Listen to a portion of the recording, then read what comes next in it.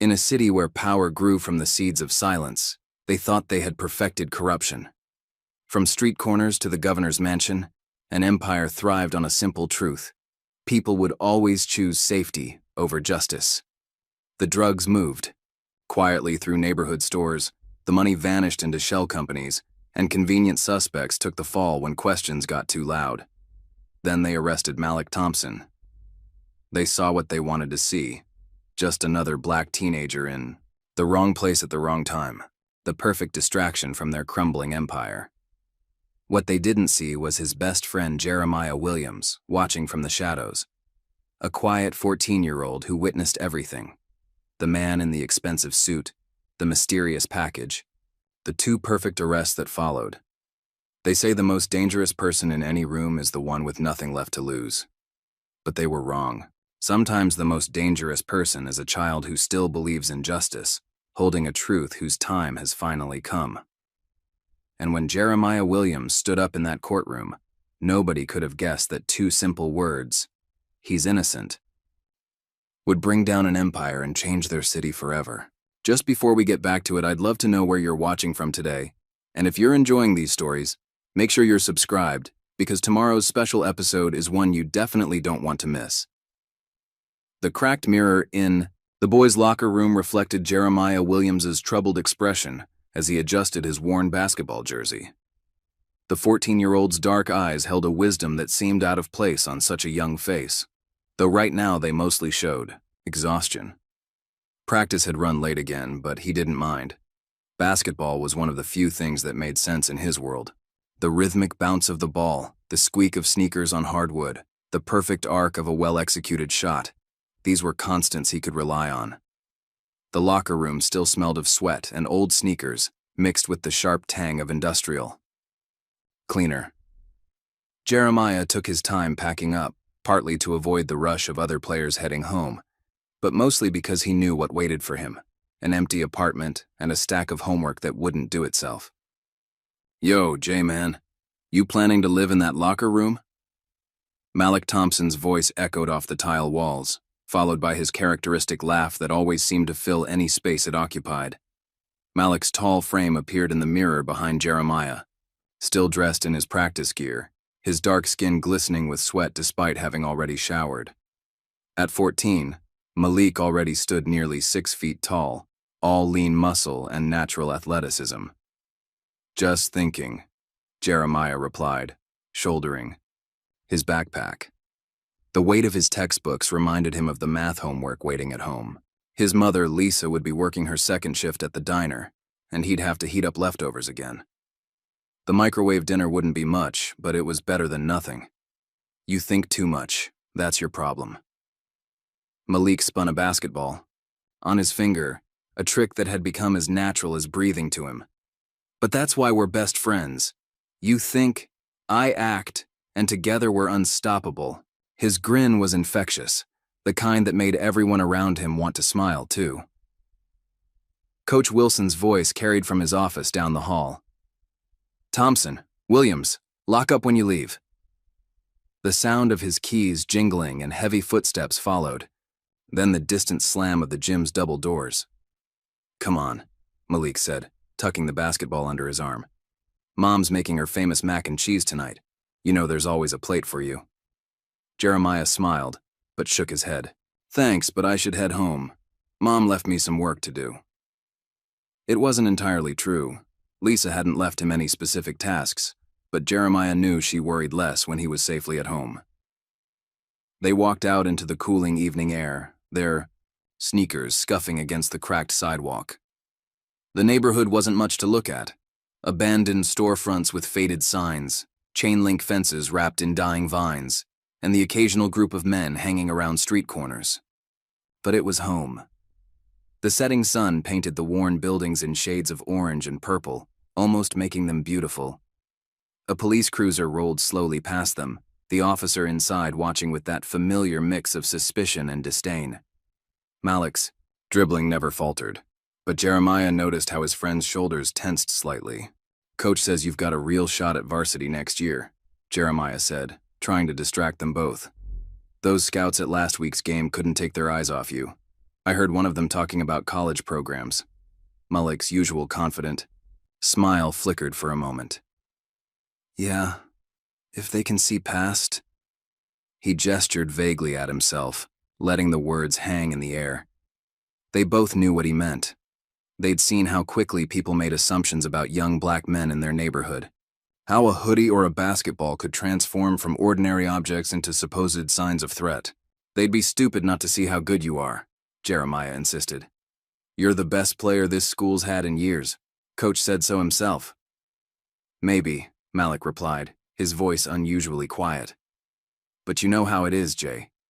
One mistake, one wrong place at the wrong time, and none of that matters anymore. They just see what they want to see. The words hung heavy between them as they approached Miller's corner store. The fluorescent open sign buzzed faintly, casting a pale blue glow on the sidewalk. Through the fingerprinted windows, Jeremiah could see Mr. Miller's balding head behind the counter, but something about the scene made him pause. A man in an expensive-looking dark suit stood talking to Mr. Miller, whose normally ruddy face had gone pale. The suit seemed out of place in their neighborhood. Too crisp, too clean, too expensive. The man's posture was casual, but something about the way he leaned on the counter reminded Jeremiah of the way cats looked just before pouncing did. You see that?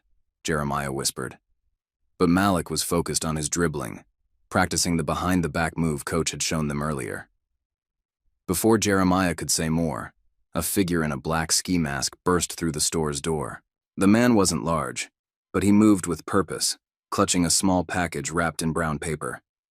Not cash from the register, just that single package. The masked man's breathing was controlled, not panicked like you'd expect from a robber. Hey! Mr. Miller's shout broke the evening quiet. The masked man sprinted past them, disappearing down an alley. His footsteps were eerily quiet, like he'd planned this route carefully. Seconds later, police sirens pierced the air. 2 patrol cars screeched around the corner, their response time impossibly quick, as if they'd been waiting nearby. 4 officers jumped out, weapons drawn. Jeremiah's heart pounded as he raised his hands instinctively, but the officers ignored him completely. Get on the ground! Now! An officer tackled Malik from behind, sending the basketball bouncing away, into the gutter. Malik's face hit the concrete hard, the sound making Jeremiah's stomach turn. Wait! Jeremiah stepped forward, his voice cracking with panic. He didn't do anything. We were just walking home from practice. We've been at the school. Coach Wilson can tell you. Shut up and stay back. Another officer shoved Jeremiah away, while 2 more pinned Malik down, roughly cuffing his hands behind his back. Their movements were practiced, mechanical, as if they'd decided Malik's guilt before they'd even arrived. I swear I didn't do anything. Malik's voice cracked with fear. Blood trickled from his split lip where it had hit the sidewalk. Jeremiah, tell them. Tell them we were at practice. Tell them about Coach. Jeremiah opened his mouth to protest again, but caught a glimpse of something that made his blood run cold. The man in the dark suit was watching from a black sedan parked across the street. Their eyes met, and the man's expression was clear, a warning. The message in his cold stare needed no words. Stay quiet, or else. You're under arrest for armed robbery, the officer announced, yanking Malik to his feet. You have the right to remain silent. This is crazy. Jeremiah, please. Malik's eyes found his friends as they pushed him toward the patrol car. The fear in them was like nothing Jeremiah had ever seen before. This wasn't just fear of getting in trouble. This was the fear of someone who knew the system wasn't designed to protect them. But Jeremiah stood frozen, the man in the suit's threatening gaze still burning into him. He watched helplessly as they shoved his best friend into the back of the patrol car.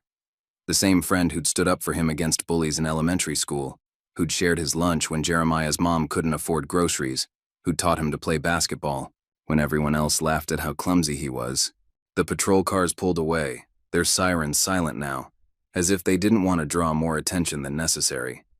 The man in the suit got into his black sedan and drove off in the opposite direction, his tinted windows rolling up smoothly. Mr. Miller had disappeared back into his store, the open sign now turned to closed. The entire incident had taken less than 5 minutes, but Jeremiah knew nothing would ever be the same. Jeremiah walked home in a daze, his mind replaying everything. In horrible detail, the package, the masked man, the suit, the warning look. None of it made sense, but he knew one thing. What had happened to Malik wasn't right. The pieces didn't fit together. The man in the suit, the perfectly timed police response, the focus on Malik, despite Jeremiah being right there too. The streets seemed different now, more threatening. Every passing car made him flinch. Every shadow could be hiding someone watching. The neighborhood he'd grown up in, where he knew every crack in the sidewalk and every stray cat, suddenly felt like enemy territory. He found his mother, Lisa, in the kitchen, getting ready to leave for her night shift at the diner. She took one look at his face and knew something was wrong.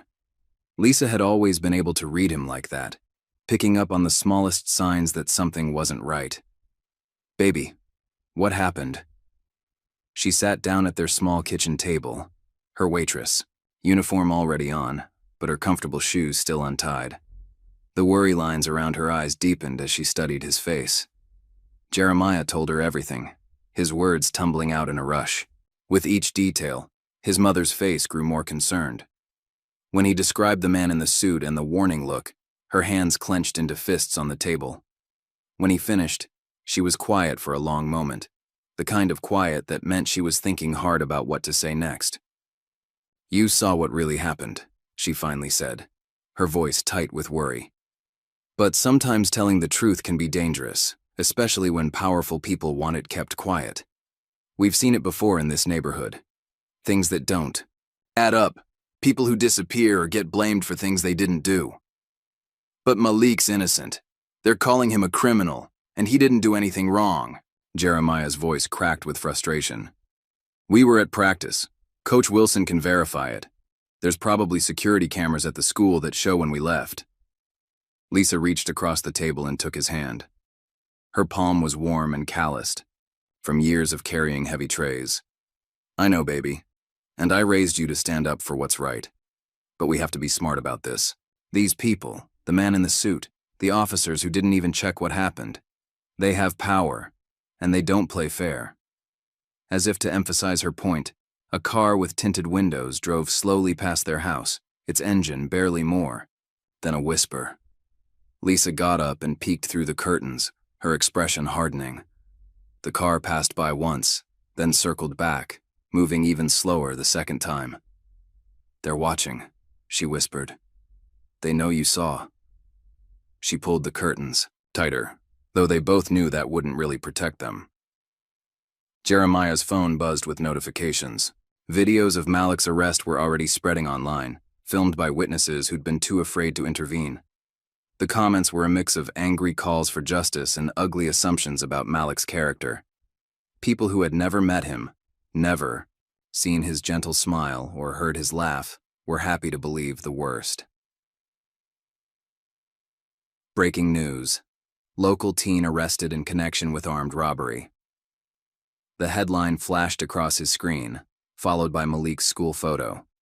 Below it, the article mentioned suspected gang affiliations and a history of suspicious activity.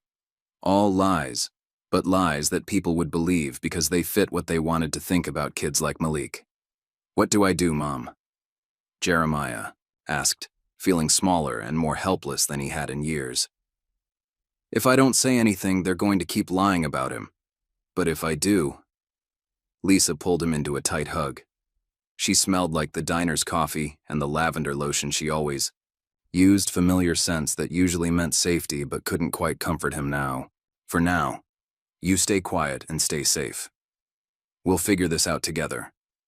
But promise me you won't do anything without talking to me first."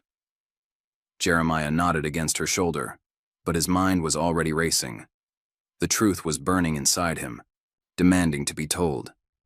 But every time he thought about speaking up, he saw the man in the suit's cold eyes, felt the weight of his silent threat. And now it wasn't just his safety he had to worry about. They knew where he lived. Could hurt. His mother, too.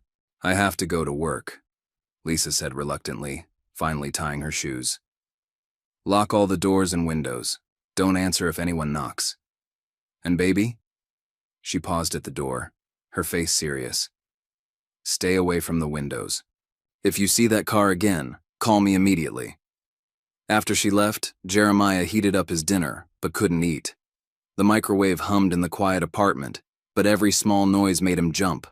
The ice maker dropping cubes, the building's old pipes creaking, the distant sound of sirens that might or might not be heading toward Malik. That night, Jeremiah lay awake in bed, listening to cars passing on the street outside. Every engine sound made him tense, wondering if it was the black sedan returning. His phone kept lighting up with messages from their teammates, asking what had happened, sharing the videos, expressing disbelief. The last message was from Malik's mother. Please, if you know anything that can help my son, come forward. Attached was a photo of Malik from last summer, grinning proudly in his basketball uniform after winning the local tournament. The sight of it made Jeremiah's chest ache. He turned his phone face down and stared at the ceiling, tears burning in his eyes. He had never felt so torn between doing what was right and doing what was safe. The truth could save his best friend, or it could put everyone he loved in danger. Through his window, he could see the street lamp's yellow glow creating shadows on his ceiling. One of those shadows suddenly shifted as another car drove past, moving too slowly to be just passing. Through. Jeremiah pulled his blanket up higher, trying to make himself smaller, invisible. Tomorrow, he would have to walk into school alone, sit through classes alone, eat lunch alone, face the whispers and stares alone. All while carrying the weight of a truth he was afraid to tell. The truth about the package, about the man in the suit, about how the police had shown up too fast and known exactly who to target. But for now, all he could do was lie in the dark, haunted by the image of Malik's terrified face as they took him away, and pray that somehow he would find the courage to do what needed to be done, because somewhere in the city, his best friend was spending the night in a cell for a crime he didn't commit, while the real criminals drove around in expensive suits and police cars, watching and waiting to see what Jeremiah would do. The night stretched on, and sleep remained elusive. Each passing hour brought morning closer. Morning, when he would have to face a world that had suddenly become much more dangerous, much more complicated than the one he'd known just hours ago. A world where telling the truth could be the bravest or the most foolish thing he could do, and he wasn't sure which it would be. The fluorescent lights of the juvenile detention center made Malik's bruised face look even worse. 3 days had passed since his arrest, and Jeremiah sat across from him at the visitation table, trying not to stare at the split lip that hadn't quite healed. The orange jumpsuit hung loose on Malik's frame. He'd already lost weight. They assigned me some public defender named Peterson, Malik said, his voice barely above a whisper. His usual confidence had vanished, replaced by a wariness that hurt Jeremiah to see. Man barely looked at me during our meeting. Kept checking his phone, like he had somewhere better to be. Jeremiah leaned forward, conscious of the guard watching them from the corner. What did he say about your case? Says, I should take a plea deal. Malik's laugh was hollow. 3 years, maybe out in 18 months with good behavior. Says it's the best offer I'm gonna get, being a young black male with gang affiliations. The bitterness in his voice made Jeremiah flinch. I told him I've never been in a gang, never even got detention at school. He just shrugged. A memory flashed through Jeremiah's mind. The man in the suit, the package, the too quick police response. The words burned in his throat, begging to be spoken. But before he could say anything, Malik shook his head slightly, his eyes darting toward I. The security cameras mounted in each corner. Don't, Malik whispered. Whatever you're thinking, don't. They've been asking about you, about what you might have seen. Strange men in suits coming to ask questions. My lawyer doesn't even seem to care that I have an alibi with Coach Wilson, Thikri. Visiting room suddenly felt colder. Jeremiah's palms began to sweat as he remembered the car that still drove past his house each night, its tinted windows hiding whoever watched them. The guard stepped closer. Time's up. Just tell my mom I love her, Malik said as they stood. And Jay, stay safe. Some things are bigger than us. Walking out of the detention center, Jeremiah almost collided with a group of reporters setting up cameras on the sidewalk. The police were holding a press conference about Malik's case, and the media had turned out in force. Chief Bradley stood at a podium, his brass buttons gleaming in the morning sun. We have reason to believe this suspect is connected to a series of robberies in the area. Our investigation has uncovered evidence of gang activity. Jeremiah's hands clenched into fists as he listened to the lies. They were painting Malik as some kind of hardened criminal, talking about surveillance footage they claimed to have but never showed, witnesses who somehow never came forward. Sources within the department suggest this could be part of a larger criminal network operating in our city, a reporter said, holding her microphone toward the chief. Any comment on rumors that these robberies might be connected to drug trafficking? The chief's response was measured, practiced. We're exploring all possibilities, but I want to be clear. We will not allow our streets to be taken over by criminal elements, no matter how young they may be. As the chief spoke, Jeremiah noticed a familiar black sedan parked across the street. The man in the suit stood beside it, watching the press conference with a slight smile. When he noticed Jeremiah looking, he raised his coffee cup in a mock toast.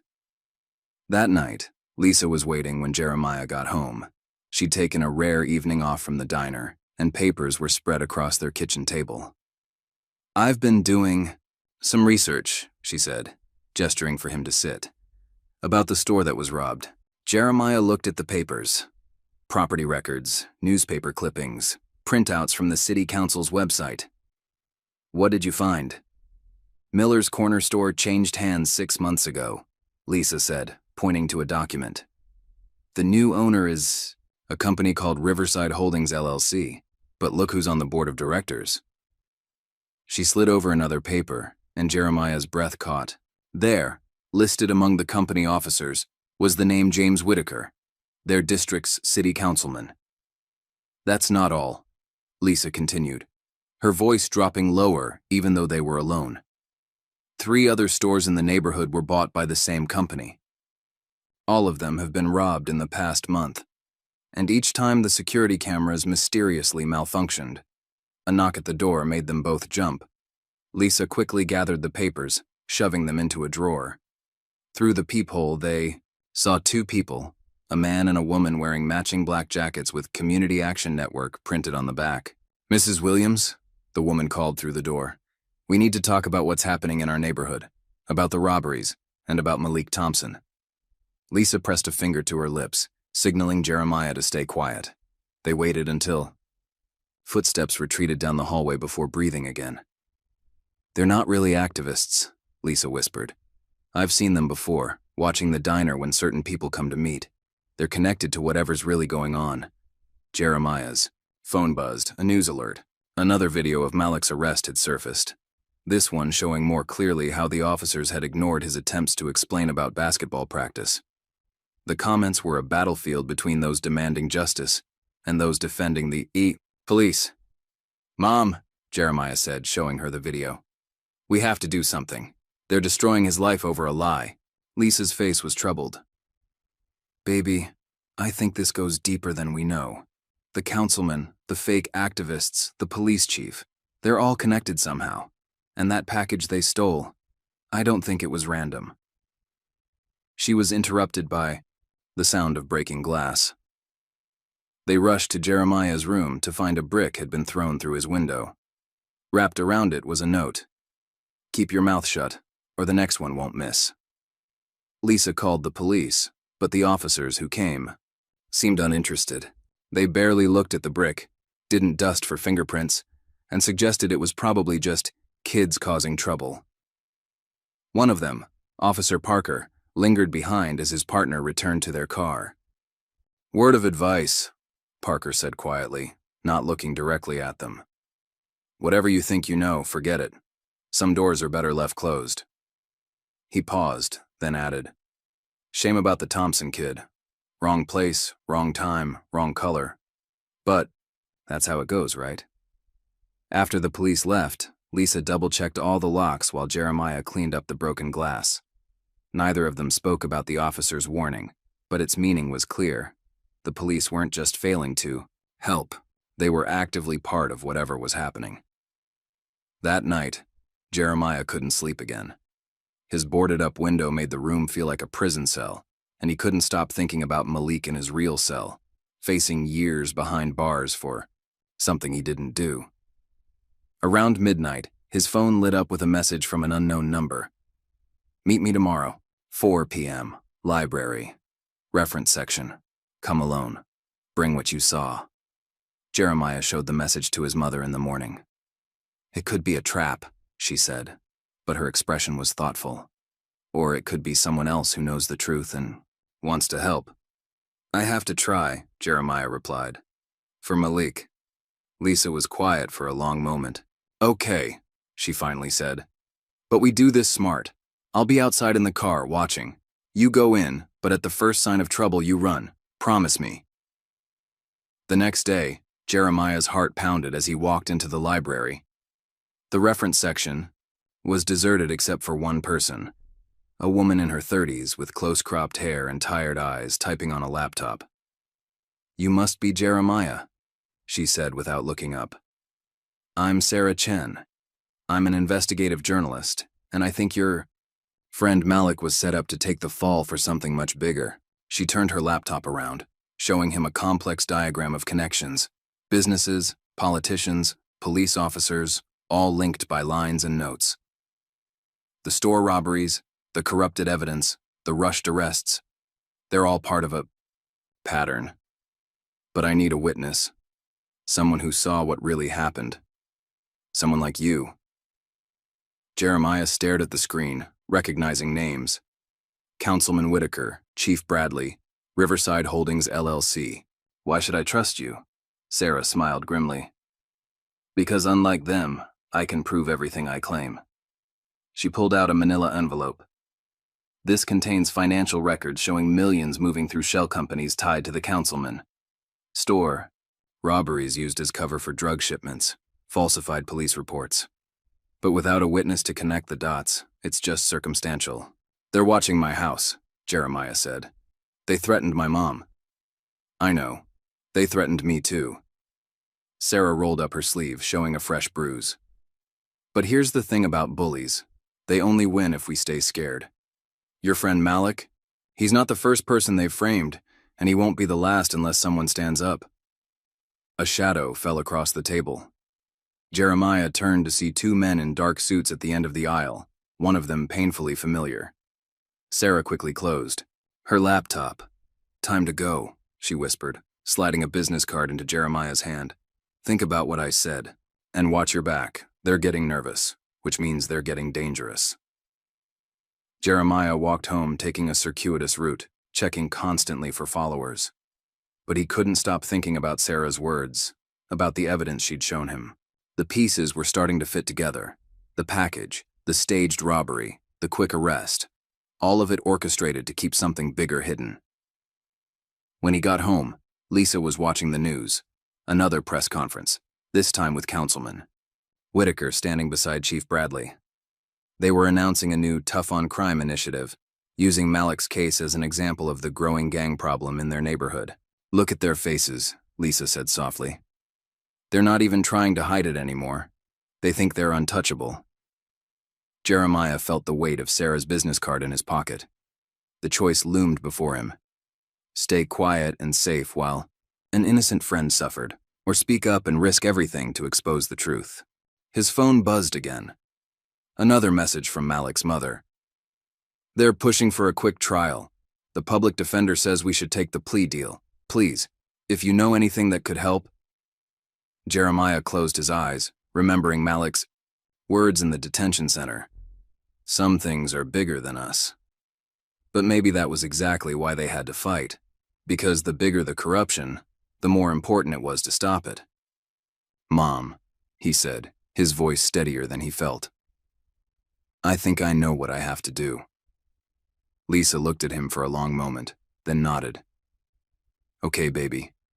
But whatever you're planning, we do it together." They might be powerful, but they don't know how strong we can be when we stand up for what's right. Outside, the familiar black sedan cruised past their window, its tinted glass reflecting the setting sun. But this time, Jeremiah didn't duck away. Instead, he stood straighter, watching it pass. They might be watching him, but now he was watching them too. And soon, everyone would see the truth they were trying so hard to hide. The coming days would be dangerous. He knew that. But as he thought about Malik in his cell, about Sarah's evidence, about all the other people who might have been framed before, he realized that staying quiet was no longer an option. The truth was like a fire inside him, and it was time to let it burn. Lisa squeezed his shoulder, understanding in her eyes. "Whatever happens next," she said, "we face it together. That's what family does."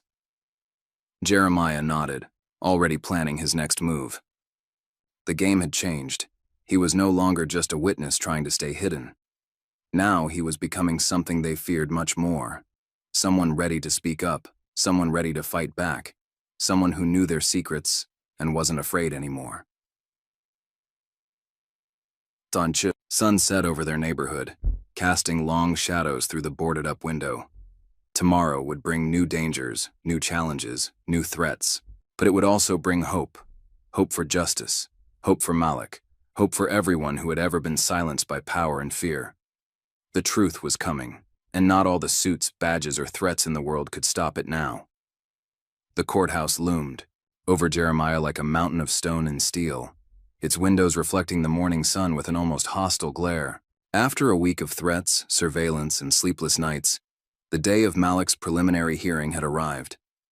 Jeremiah stood at the bottom of the steps, his mother's hand steady on his shoulder, watching people file through the security checkpoints. "Remember what we discussed?" Lisa whispered. "Keep your head down. Just observe. Sarah said she'd meet us inside." The metal detectors beeped as they passed through, and Jeremiah noticed how the security guards seemed to scrutinize them more closely than the white lawyers rushing past with their briefcases.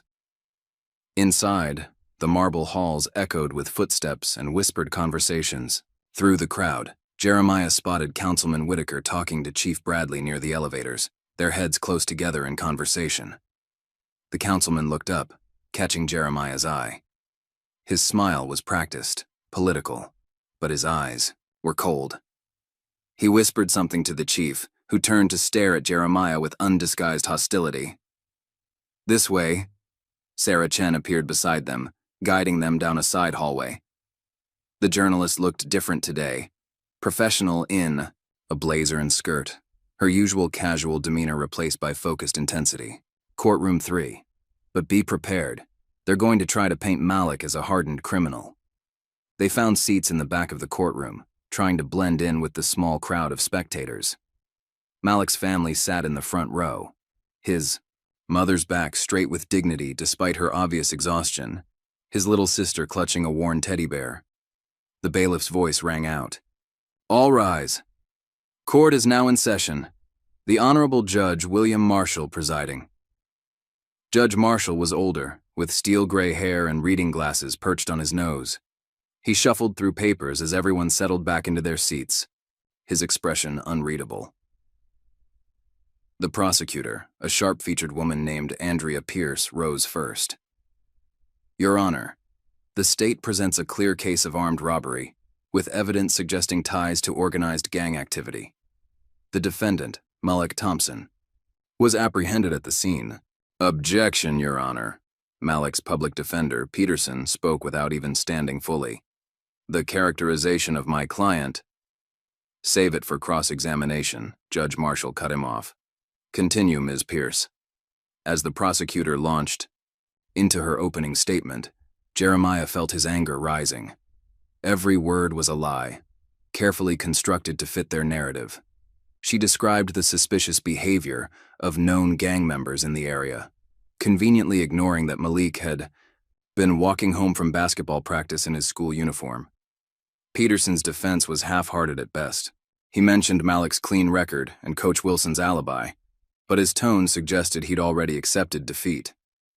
When he fumbled with his notes, dropping papers on the floor, Jeremiah saw several jury members exchange skeptical glances. The state calls Officer James Parker to the stand. Parker, the same officer who'd warned them at their house, took the oath. His testimony was smooth, rehearsed, describing how they'd responded to reports of suspicious activity and found Malik fleeing the scene. "And did you recover any evidence from the defendant?" Pierce asked. "No, Your Honor," Parker admitted. "But we believe he passed the stolen items to an accomplice before we could apprehend him." Jeremiah gripped the bench until his knuckles turned white. The package, the real evidence, wasn't even being mentioned. He leaned forward to whisper to Sarah, but she subtly shook her head, pointing to two men in suits watching them from the gallery. The morning dragged on with more testimony. From officers and store employees, none mentioned the man in the suit or the mysterious package. Mr. Miller, looking nervous and pale, testified about being threatened by a young man matching the defendant's description, though Jeremiah knew he'd never even seen Malik before. The arrest. During a brief recess, Sarah pulled them into an empty conference room. "They're building a wall of lies," she said, her voice tight with frustration. "But there's something else happening here. Look who's in the gallery. James Henderson, the state's biggest real estate developer. Robert Walsh from the Port Authority. These aren't people who show up for a simple robbery case. They're all connected to the councilman," Lisa realized. "Through those shell companies you found." Sarah nodded. "This isn't just about framing Malik anymore. They're sending a message to the whole community. Stay quiet, don't ask questions, or this could happen to you." A knock at the door made them all jump. A court officer peered in. "Ms. Chen, someone would like to speak with you." Sarah's expression hardened. "Tell Councilman Whitaker I'm not interested in his offers." "It's not the councilman," the officer said. "It's Judge Marshall." Sarah exchanged surprised looks with Lisa before following the officer out. When she returned 10 minutes later, her face was ashen. "The judge knows," she whispered. "Not everything, but enough. He's being pressured to push this through quickly, but he has doubts. He asked if I had any concrete evidence of misconduct." "The package," Jeremiah said suddenly. "Everyone's testified about a robbery, but nobody's mentioned what was actually stolen. Because it wasn't money, it was that package, and the security cameras would have shown the real robber," Sarah finished, "if they hadn't conveniently malfunctioned." She pulled out her phone, scrolling through documents. "I've been tracking similar malfunctions at other properties owned by Riverside Holdings. Always on specific dates, always when certain shipments were scheduled." The afternoon session began with character witnesses for the prosecution. Teachers who remembered Malik as troubled, though his grades were good. A school resource officer who claimed he'd seen Malik with known gang members, his basketball teammates. Even a neighbor who described him as intimidating, despite his reputation for helping elderly residents with their groceries. Peterson's cross-examinations were weak, missing obvious contradictions. When Malik's basketball coach finally took the stand to provide his alibi, the prosecutor skillfully twisted his words, suggesting that leaving practice early was proof of planning the robbery. Jeremiah felt sick watching Malik at the defendant's table. His friend sat slumped in his chair, the orange jumpsuit hanging loose on his frame, dark circles under his eyes speaking of sleepless nights. Every lie seemed to weigh on him, pushing him further down. During another break, Sarah received a text that made her curse under her breath. "They're pushing for an immediate arraignment," she said. "They want Malik to accept a plea deal before we can build a proper defense. 6 years, reduced to 4 with good behavior." 6 years? Lisa's voice shook with anger. "For a crime he didn't commit? He'd be 20 before he got out. They're hoping he'll be scared enough to take it," Sarah explained. "Once he pleads guilty, it doesn't matter what evidence we find later. The case is closed, the questions go away, and their secret stays safe." Jeremiah watched Malik being led back into the courtroom, shoulders hunched under the weight of the lies surrounding him. Something inside him snapped. "I have to say something," he declared. "I was there. I saw everything. I can testify." "Jeremiah." "No," Lisa grabbed his arm. "You heard Sarah. They've got powerful people watching. This goes all the way to the state level. They could hurt you, or worse. They're already hurting people. Jeremiah's voice rose with emotion. Malik, his family, everyone in our neighborhood who's afraid to speak up. How many others have they framed? How many lives have they ruined because everyone was too scared to stop them? Sarah studied him thoughtfully. He's right. We need a witness, someone they can't ignore or discredit easily. A teenager who was there who can testify to what he saw. It could break their whole narrative. They'll come after him, Lisa protested. You've seen what they're capable of. Maybe, Sarah admitted. But they're also getting sloppy, desperate. The judge is suspicious, the media's asking questions, and too many people are watching now. If Jeremiah testifies, it could give others the courage to come forward too. The courtroom doors opened for the afternoon session. As they filed back in, Jeremiah noticed more faces in the gallery. Community activists, local reporters, even some of Malik's teammates and their parents. The story was growing too big to contain. I'm doing it, he whispered to his mother. Not just for Malik, for everyone they've hurt, everyone they've scared into silence. You taught me to stand up for what's right, no matter how hard it is. Lisa's eyes filled with tears, but she nodded. Together, she reminded him. Whatever happens, we face it together. Sarah squeezed his shoulder. I'll talk to Malik's lawyer, get him to call you as a witness. But be ready. They'll try to discredit. You twist your words, maybe even threaten you openly in court. Are you sure about this? Jeremiah watched as Malik was led back to the defendant's table. His friend looked up, their eyes meeting briefly. In that moment, Jeremiah saw past the fear and exhaustion to the person he knew, the kid who'd taught him basketball, who'd stood up to bullies, who'd never backed down from doing what was right. I'm sure, Jeremiah said firmly. They think they can scare everyone into staying quiet, into accepting their lies. But they're wrong. The truth matters.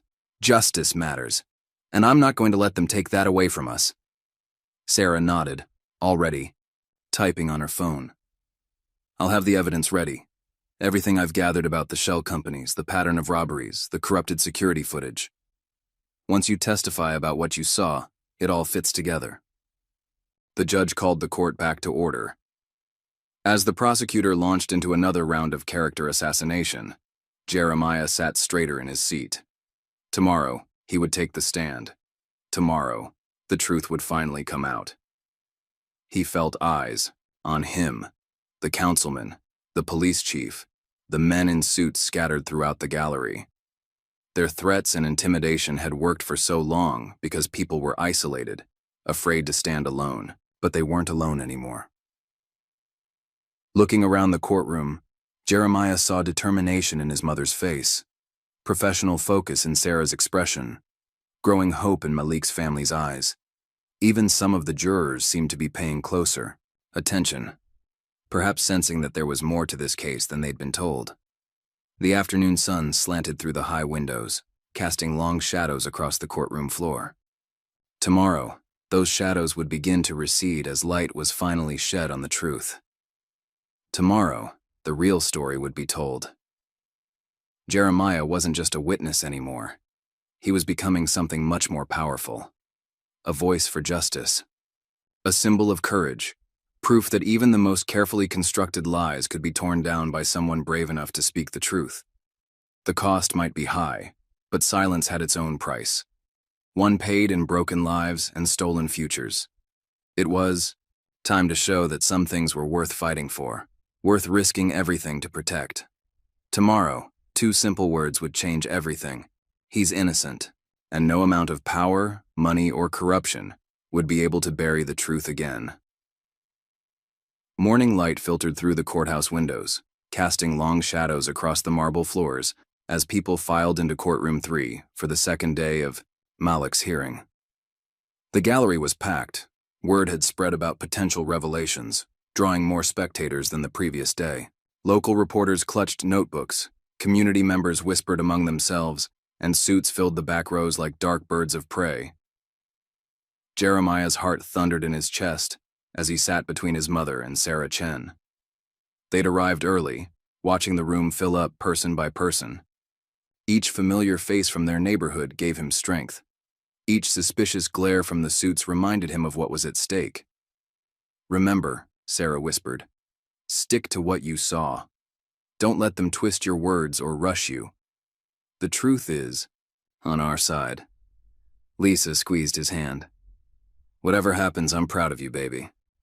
The bailiff's voice cut through the murmur of conversation. "All rise. Court is now in session. The Honorable Judge William Marshall presiding." As everyone settled back into their seats, Jeremiah caught Malik's eye at the defendant's table. His friend looked different today, still tired, still wearing that oversized orange jumpsuit, but sitting straighter, as if sensing something was about to change. The prosecutor, Andrea Pierce, rose smoothly to her feet. "Your Honor, the state would like to continue with testimony regarding the defendant's character and known associations." Objection. Peterson, Malik's public defender, finally showed some spark of life. "Your Honor, I have a witness who was present at the scene of the alleged crime. Someone who can testify to what actually happened that day." Judge Marshall peered over his reading glasses. "Approach the bench." As the lawyers huddled with the judge, Councilman Whitaker shifted in his seat, leaning over to whisper something to Chief Bradley. The chief's face darkened as he scanned the courtroom, his eyes eventually finding Jeremiah. "The court will hear this witness," Judge Marshall announced. "Call them to the stand." Peterson straightened his rumpled tie. "The defense calls Jeremiah Williams." A ripple of whispers swept through the courtroom. Jeremiah stood on legs that felt like water, his mother's hand falling away from his. As he walked toward the witness stand, he felt every eye in the room boring into him. The suits in the back row were already on their phones, texting rapidly. The bailiff approached with a Bible. "Place your left hand on the Bible and raise your right hand. Do you swear to tell the truth, the whole truth, and nothing but the truth, so help you God?" "I do." Jeremiah's voice came out steadier than he expected. Peterson approached, his earlier lethargy seemingly forgotten. "Mr. Williams, where were you on the afternoon of April 15th? "I was walking home from basketball practice with Malik Thompson. We'd stayed late to work on some new plays Coach Wilson taught us." "And what did you see as you passed Miller's Corner store?" Jeremiah took a deep breath, remembering Sarah's advice. "We saw Mr. Miller talking to a man in an expensive dark suit. Mr. Miller looked scared. A few minutes later, a masked man ran out of the store with a package. Not money, just a brown paper package." Objection. Pierce was on her feet. "This witness is clearly coached, reciting a rehearsed story. I'm telling the truth." Jeremiah's voice rang out clear and strong, silencing the courtroom. Even the judge seemed taken aback by his conviction. "Continue, Mr. Williams," Judge Marshall said after a moment. "But stick to what you personally witnessed." Jeremiah nodded, then described everything. The masked man's careful movements, the police's impossibly quick arrival, the brutal arrest of Malik despite his obvious innocence. With each detail, he saw reactions ripple through the courtroom. Jurors leaned forward. Reporters scribbled frantically. The suits in the back looked increasingly uncomfortable. "And the man in the suit," Peterson prompted. "Did you see him again after the robbery?"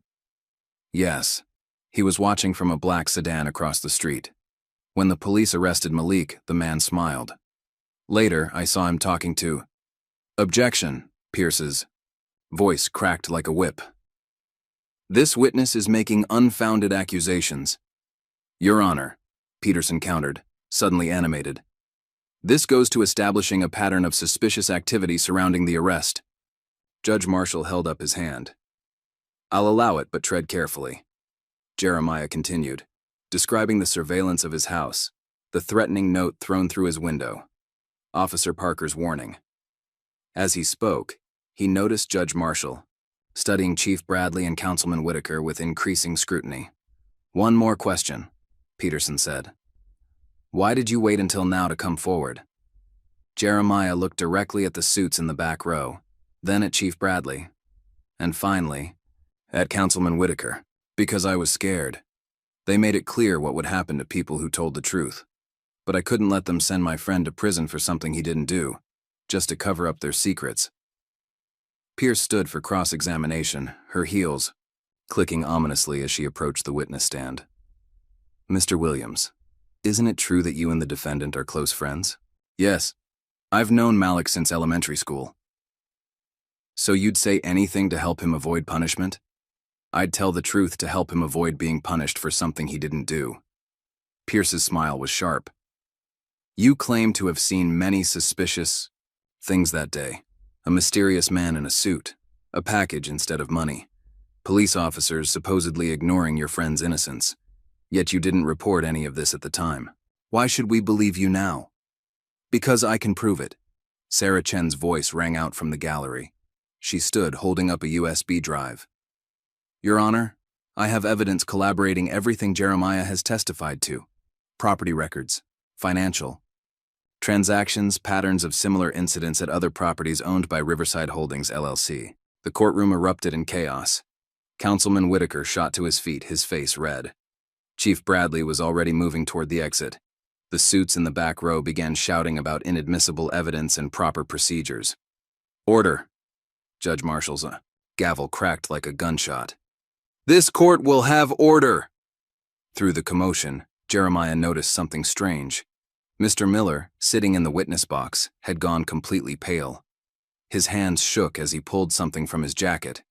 A small recording device. Your Honor, Miller's voice quavered but carried. I have something else. Something they made me hide. Pierce spun toward him. Mr. Miller, I advise you to remain silent. No. Miller stood straighter. I've been silent too long. What that boy said is true, all of it. I was threatened, forced to lie. The recording proves it. They've been using my store, other stores too, moving things through them. This is absurd, Councilman Whitaker's voice boomed. Your Honor, I demand... You demand nothing in my courtroom, Councilman. Judge Marshall's tone could have frozen fire. Bailiff, secure that recording device. Ms. Pierce, approach the bench. Mr. Peterson, too. And someone find me a federal prosecutor. I believe we've stumbled onto a much larger case than a simple robbery. The next hour passed in a blur of activity. Federal agents appeared as if by magic, some heading straight for Councilman Whitaker, while others cornered Chief Bradley before he could leave. The suits in the back tried to slip away, but found uniformed officers blocking the exits. Sarah worked her way through the chaos to Jeremiah's side. You did it. Your testimony was the crack they needed. Once one person stood up, others found their courage too. Jeremiah barely heard her. He was watching Malik, who sat stunned at the defendant's table as Peterson explained what was happening. Tears streaked his friend's face, but he was smiling for the first time since his arrest. Your Honor, Peterson called out over the commotion. Given these revelations, I move for immediate dismissal of all charges against my client. No objection. Your Honor, a new voice said. A tall woman in a federal prosecutor's badge had replaced Pierce at the state's table. In fact, we'd like to speak with Mr. Thompson, as a witness, not a defendant. Judge Marshall nodded. Charges dismissed. Mr. Thompson, you're free to go. Bailiff, remove those handcuffs. The moment the cuffs fell away, Malik's mother vaulted the divider and wrapped him in a fierce hug. His little sister joined them, still clutching her teddy bear, and soon they were surrounded by friends and neighbors offering congratulations and support. Jeremiah started to move toward them, but found his path blocked by the federal prosecutor. That was very brave, young man. We'll need to talk to you too. What you saw, what you heard, everything. People like you make our job possible. Later, Lisa interrupted, appearing at Jeremiah's side. Right now, my son needs rest, and his best friend just got released. The prosecutor smiled understandingly and stepped aside. Malik broke away from the crowd when he saw Jeremiah approach, and then they were hugging, both trying not to cry and failing. You did it, Malik whispered. You actually did it. We did it, Jeremiah corrected. All of us. You never gave up, never took their deal. And now everyone knows the truth. Outside the courthouse, reporters swarmed the steps, cameras flashing. as federal agents led Councilman Whitaker and Chief Bradley out in handcuffs. Sarah Chen stood with a group of journalists, sharing copies of her evidence. Mr. Miller sat on a bench giving his statement to federal investigators, but in a quiet corner of the courthouse garden, two families celebrated together. Malik's mother hugged Lisa, both women crying and laughing at once. Malik's sister showed Jeremiah her teddy bear, solemnly informing him that it had helped keep her brother safe. And Malik himself couldn't stop grinning, breathing deeply of his first free air in days. "What happens now?" Jeremiah asked as they watched another wave of federal agents enter the courthouse. "Now the real work begins," Sarah said, joining them. "This goes deeper than one councilman and some corrupt cops. There's a whole network to uncover. Money laundering, drug trafficking, false arrests. But thanks to you, we finally have a way in." "Thanks to all of us," Jeremiah insisted. "You with your investigation, Mr. Miller with his recording, everyone who stood up once they saw they weren't alone." A black sedan drove past the courthouse, but this time its windows weren't tinted. Inside, federal agents were cataloging evidence. The car that had once meant fear now represented justice, and Jeremiah felt a weight lift from his shoulders. "We should celebrate," Malik's mother announced. "A proper dinner, both families together." "First," Lisa said with a smile, "I think these boys need some rest. It's been a long few days."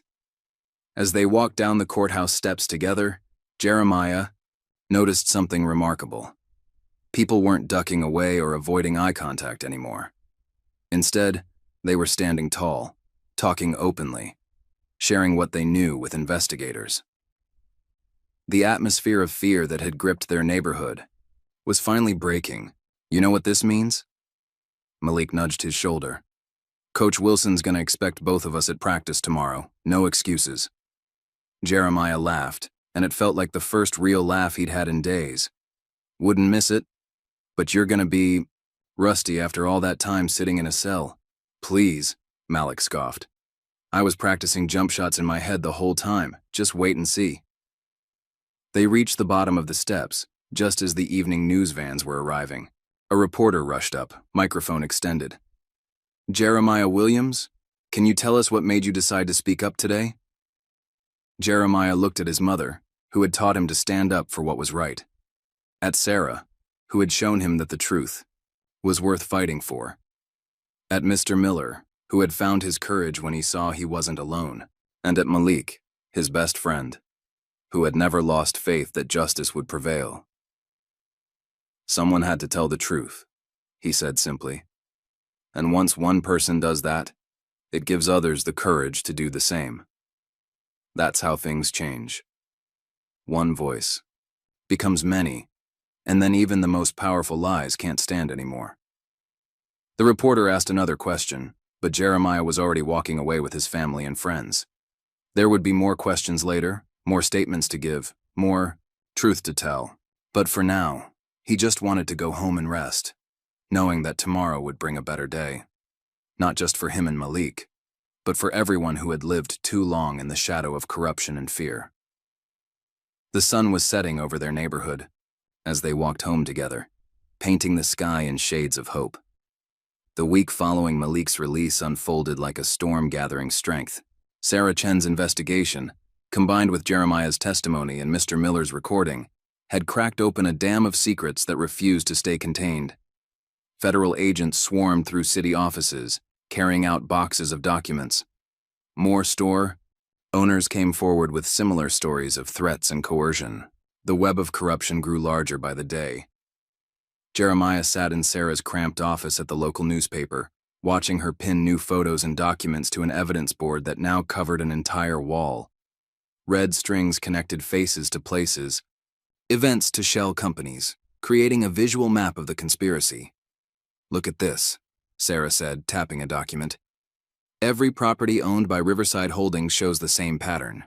Security cameras disabled on specific dates, matching scheduled deliveries from shell companies registered to offshore accounts. The package you saw? Probably part of their regular shipments." "But why frame Malik?" Jeremiah asked, studying the complex web of connections. "Why draw attention to themselves like that?" because of this. Sarah pulled up an email on her computer. 3 days before Malik's arrest, a community watchdog group filed a request to investigate unusual patterns at stores in your neighborhood.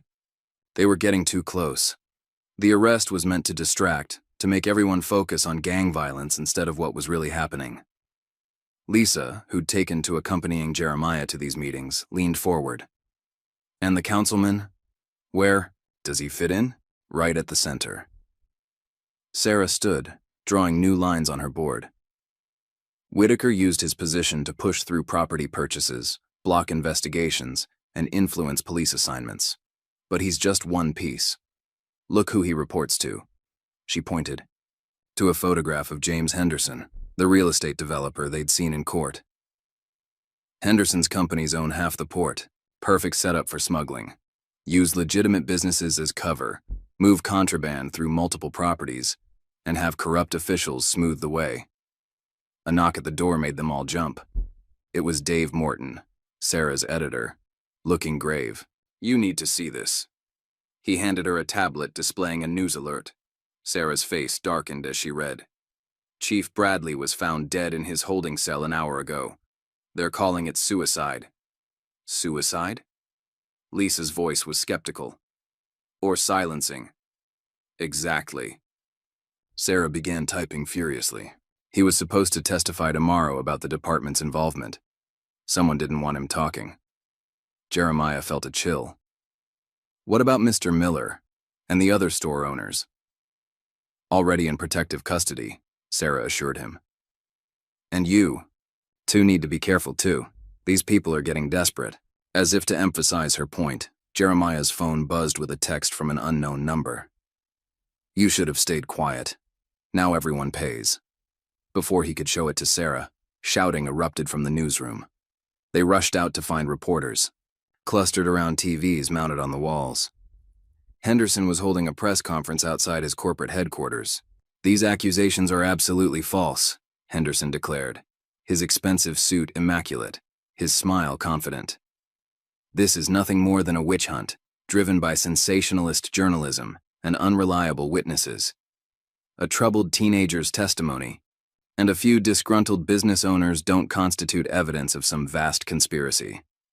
The camera panned to show protesters gathering behind the media crews, holding signs demanding justice and accountability. Henderson's smile flickered for just a moment before he continued. I've worked for decades to bring development and prosperity to this city. I won't let my reputation be destroyed by baseless allegations. My legal team will be filing defamation suits against certain journalists who've forgotten the meaning of responsible reporting, Sarah snorted. He's scared. Look at his left hand tapping his leg, classic stress tell. He knows we're close to something big. Back in her office, Sarah pulled up property records, showing how Henderson's companies had systematically bought up stores and warehouses along specific routes through the city. Each purchase was followed by staff changes, security system upgrades, and unusual delivery patterns. It's not just drugs, she explained. They're moving everything. Drugs, weapons, laundered cash. The stores are distribution points, the warehouses are storage, and the port provides cover for shipping it all. In and out. They've built an entire shadow infrastructure. But why our neighborhood? Jeremiah asked. Why target stores there? Because they thought no one would notice, or if they did, no one would care. Lisa's voice was bitter. Poor neighborhoods, minority communities. They counted on people being too afraid to speak up, too distrustful of authorities to report anything. But they didn't count on you, Sarah said to Jeremiah. One person standing up gave others courage. That's what scares them most. Not the investigation or the evidence, but the fact that people aren't afraid anymore. The afternoon brought more developments. Federal agents arrested 3 more police officers connected to false arrests in the neighborhood. 2 city council members resigned suddenly, citing personal reasons. And Henderson's company announced an emergency board meeting. But danger was growing too. A store owner who'd agreed to testify had his business vandalized. Sarah received threatening letters at her home. And outside Jeremiah's school, dark sedans with tinted windows had started, appearing at dismissal time. They're trying to pressure us to back down, Sarah said during another strategy session. Classic intimidation tactics. But look at this. She showed them photos from community meetings happening across the city. People were organizing, sharing information, demanding investigations into other suspicious arrests. The story had grown beyond their neighborhood, exposing similar patterns in other communities. "We need to go public with everything," Sarah declared. "All the evidence, all the connections. Put it all out there where they can't bury it." "Is it enough?" Lisa asked. "To bring down someone like Henderson?" With Jeremiah's testimony as the cornerstone, yes. He saw the package, the man in the suit, the coordinated police response. He can connect the physical evidence to the actual events. That's what makes him so dangerous to them, and so valuable to the investigation. Jeremiah thought about Chief Bradley's death, the vandalized store, the threatening text messages. What if people get hurt? "People are already getting hurt," Sarah replied gently. "Every false arrest, every corrupted officer, every silenced witness, it all hurts the community. The question is, do we let them keep hurting people, or do we stop it?" The decision was made for them that evening. As they left the newspaper office, a black SUV swerved toward them on the street. Lisa yanked Jeremiah back just in time, but the message was clear. The danger was escalating. Instead of frightening them into silence, the attack galvanized their resolve. Sarah immediately called her editor, setting up a live stream for the next morning. Federal agents increased security around key witnesses, and community leaders organized a rally at City Hall. Dawn broke over a changed city. Hundreds gathered downtown, carrying signs and sharing stories of corruption they'd witnessed. News crews interviewed store owners, former police officers who'd been pushed out for questioning dubious arrests, families of people wrongly imprisoned. At 10 o'clock, Sarah began her live stream. Calmly, methodically, she laid out the evidence. Property records showed the pattern of strategic acquisitions. Financial documents revealed the network of shell companies. Security logs demonstrated the coordinated camera failures. And witness statements, including Jeremiah's testimony, connected it all to Henderson and his allies. The response was immediate. Henderson's board of directors suspended him pending investigation. The mayor announced an independent commission to review all arrests connected to the implicated officers, and the U.S. Attorney's Office confirmed a grand jury would convene to consider racketeering charges. But the real change was visible on the streets. People walked taller, spoke more freely, looked out for each other with renewed purpose. The shadow of fear that had hung over the neighborhood for so long was lifting. That afternoon, Jeremiah and Malik shot baskets at their local court, just like old times. But now they noticed details they'd once ignored: the timing of certain deliveries, at nearby stores, the patterns of unfamiliar cars passing through, the way some people seemed to communicate in subtle signals. "You know what's crazy?" Malik said, dribbling slowly. "All this time, we thought we were just living our lives, trying to stay out of trouble. But really, we were surrounded by trouble they created, trouble they used to control everyone." Jeremiah nodded, thinking about how one moment, his decision to speak up in court, had triggered such massive changes. "Think it'll really be different now?" "Look around." Malik gestured to the street, where neighbors chatted openly on stoops, children played without fearful parents hovering nearby, and even the air seemed lighter somehow. "It's already different. You showed people they don't have to be afraid." Sarah's stories continued to break new ground. Each revelation led to more discoveries, more arrests, more evidence of how deep the corruption had spread. Henderson's empire began to crumble as investors pulled out and partners distanced themselves, but the most profound changes were happening at the community level. Former rivals started working together, sharing information and resources to prevent similar schemes from taking root. Youth organizations partnered with reformed police officers to build trust and communication. Store owners formed networks to support each other and report suspicious activities. A month after Malik's release, the neighborhood held a celebration, not just for him, but for everyone who'd found their voice, everyone who'd chosen truth over fear. The basketball court where it all began was transformed into a community gathering space, with food, music, and hundreds of people sharing stories and hope. Jeremiah stood with his mother and Sarah, watching families that had once been afraid to leave their homes now dancing in the street. Mr. Miller was there. His store reopened under community ownership. Even some of the federal agents who'd worked the case stopped by, now greeted with cautious respect instead of fear. "You know this isn't over," Sarah reminded them. "Henderson still has allies. There are other cities, other schemes. People like that don't give up power easily." "No," Jeremiah agreed. "But now we know what to look for. And more importantly, we know what happens when people stand together." Lisa hugged him close. "You started something bigger than yourself, baby. Something that can't be stopped by threats or intimidation anymore." As the sun set over their transformed neighborhood, Jeremiah thought about all the moments that had led to this one. The fear when he first witnessed the robbery. The pain of watching Malik's arrest. The courage it took to speak up. The strength they'd all found in standing together. The truth had cost them their illusion of safety, but it had given them something far more valuable. Real power. The kind that comes from unity and purpose. The shadows hadn't disappeared completely. There would always be people who abused power, who preyed on fear and silence. But now they faced a community that knew its strength, that understood the importance of speaking up, that refused to be controlled by fear.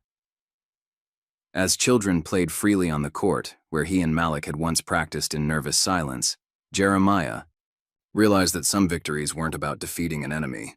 They were about transforming fear into strength, silence into voice, isolation into unity. The game had changed, and this time, the whole community was winning. The morning headlines screamed across every news outlet in the city. Police Chief Bradley's death ruled suspicious. Evidence of foul play. Jeremiah stared at his phone screen, the words blurring as memories of the chief's threatening glares in the courtroom flooded back. Sarah Chen had been right. This was far from over. "They're covering their tracks," Sarah explained, pacing her office while federal agents examined new evidence. Bradley's death wasn't just about silencing him. It was a message to anyone else thinking of talking. Agent Diana Roberts, the lead federal investigator, spread photographs across Sarah's desk. They showed the police chief's cell in detail. Things that didn't add up, marks that shouldn't have been there, camera footage that mysteriously cut out during crucial minutes. "We found this in his personal effects," Agent Roberts said, holding up a sealed envelope. "It was meant to be delivered to his lawyer if anything happened to him." She carefully opened it, revealing pages of handwritten notes and a small USB drive. Sarah quickly scanned the papers, her expression growing darker. He was building a case. Names, dates, locations, everything about Henderson's operation. He knew they'd come for him. But why didn't he come forward earlier? Jeremiah asked, looking at the chief's cramped handwriting. "Because of this." Agent Roberts pointed to a name that appeared repeatedly in the notes. Governor Michael Sullivan. The room fell silent. Sarah was the first to speak. "The governor? He's involved?" "It explains everything," Agent Roberts said grimly. "Why the corruption went unchecked for so long. Why investigations were blocked. Why Bradley felt he couldn't trust anyone." Lisa, who'd been quietly listening, spoke up. "That's why they were so confident framing Malik. They thought they were untouchable." The USB drive contained videos, security footage Bradley had secretly preserved showing meetings between Henderson, corrupt officers, and high-ranking officials. One clip clearly showed the governor himself visiting Henderson's office late at night, leaving with a briefcase that hadn't been there when he arrived. This goes beyond drug smuggling, Sarah realized, rewatching the footage. They're using the same network to move campaign contributions, bribes, everything. The governor's been helping them expand to other cities. A knock at the door made everyone jump. It was Mr. Miller, looking nervous but determined. "Sorry to interrupt, but you need to see this." He pulled out his phone, showing them a private message he'd received. "All charges dropped if you recant. Think about your family. They're desperate, Agent Roberts observed. Making mistakes. Bradley's death, these threats. They're showing their hand. Sarah's computer chimed with an email alert. Her source at the Port Authority had sent shipping manifests. Dozens of containers with falsified contents, all tied to Henderson's companies. But more importantly, they showed similar patterns at ports in other states. It's not just our city, Sarah said, mapping the connections. They're building identical operations everywhere. Buy properties along strategic routes. Install corrupt. Officials use local gangs as cover. And frame innocent kids like Malik when they need a distraction, Jeremiah added bitterly. Agent Roberts studied the manifests. This is enough for search warrants. We can coordinate with other field offices, hit multiple locations simultaneously. But before they could act, breaking news flashed across Sarah's computer. Governor Sullivan was calling an emergency press conference. They crowded around the screen to watch. The governor looked impeccable as always, his silver hair perfectly styled, his smile practiced and calm. My fellow citizens, he began, I'm deeply troubled by recent allegations of corruption in our great city.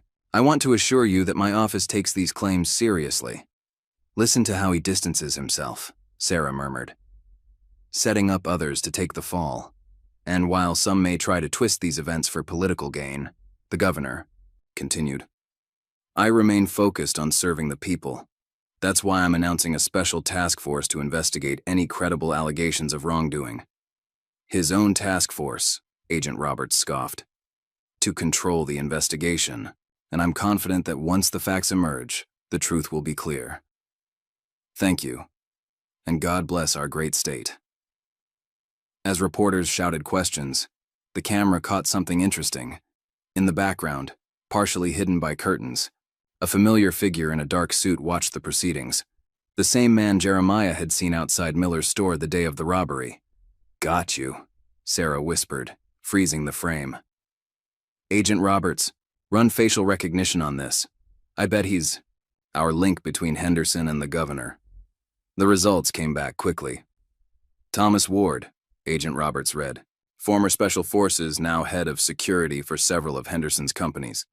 No criminal record, but his name comes up in multiple investigations that were suddenly dropped. He's their cleaner, Sarah realized. When something needs to be handled quietly, like Bradley, Ward takes care of it. Jeremiah's phone buzzed with a text from Malik. Better watch the news. Something big happening at the port. They switched to live coverage. Police and federal agents were swarming Henderson's main shipping terminal. But something was wrong. Containers were already being moved, documents were burning in barrels, and computers were being cleared. They knew we were coming. Agent, Roberts said, already dialing her superiors. Someone tipped them off. The governor's press conference was a distraction. Sarah was typing furiously, coordinating with other journalists. Reports were coming in from across the city, similar scenes at warehouses, storage facilities, anywhere evidence might be hidden. It was a coordinated cleanup operation. We can't let them destroy everything, Jeremiah protested. There has to be something we can do. There is. Sarah pulled up a message from one of her sources. Henderson's planning to run. Private plane fueled and waiting at a small airstrip outside. The city. If he gets away. He doesn't, Agent Roberts said firmly. Mrs. Williams, can you get Mr. Miller to safety? Jeremiah, we'll need your testimony about Ward. You're the only one who can place him at the scene of the original crime. What about the governor? Lisa asked. One thing at a time. First, we stop Henderson. Without him, the whole network starts to crumble. They split up quickly. Federal agents moved to secure the airstrip, while Sarah coordinated with her media contacts to ensure everything was documented. But as Jeremiah and Agent Roberts drove toward the federal building, a black SUV pulled alongside them. Ward, Agent. Roberts breathed, recognizing the driver. She swerved just as he tried to force them off the road. What followed was a tense chase through city streets.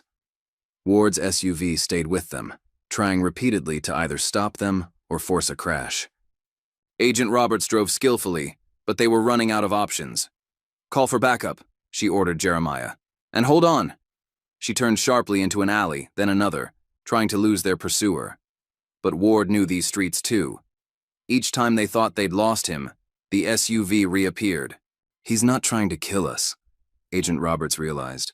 He's hurting us somewhere. She was right. They found themselves forced toward the abandoned industrial district, where empty warehouses created a maze of blind corners and dead ends. Perfect for an ambush. But Ward had made one mistake. He'd become predictable. Agent Roberts waited until he tried to force them down a particular street, then suddenly braked and spun the car around. Ward's SUV shot past them, and now they were the pursuers. "Backup's almost here," Jeremiah reported, hearing sirens in the distance. Ward must have heard them too. He accelerated, taking increasingly desperate chances, until finally he misjudged a turn. The SUV clipped a concrete barrier and flipped, sliding to a stop against a chain-link fence. By the time they reached the wreck, Ward was gone. But he'd left something behind. In his haste to escape, he'd dropped a phone. Agent Roberts quickly secured it in an evidence bag. "This could be better than catching him," she said. "These types of guys, they never delete anything. They're too arrogant." She was right. Ward's phone was a treasure trove of information. Messages, photos, coordinates, all documenting the conspiracy's operations. Most importantly, it contained detailed instructions about the cleanup operation, sent directly from Governor Sullivan's private number. Within hours, everything changed. Federal agents, now armed with irrefutable evidence, moved simultaneously across the city. Henderson was arrested trying to board his private plane.